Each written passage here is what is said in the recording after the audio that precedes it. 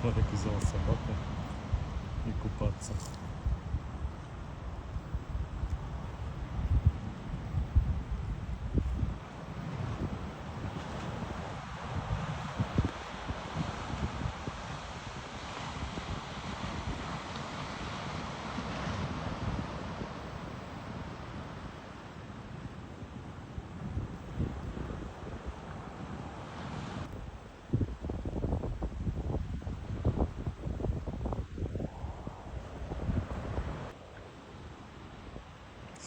Опустил ее вниз.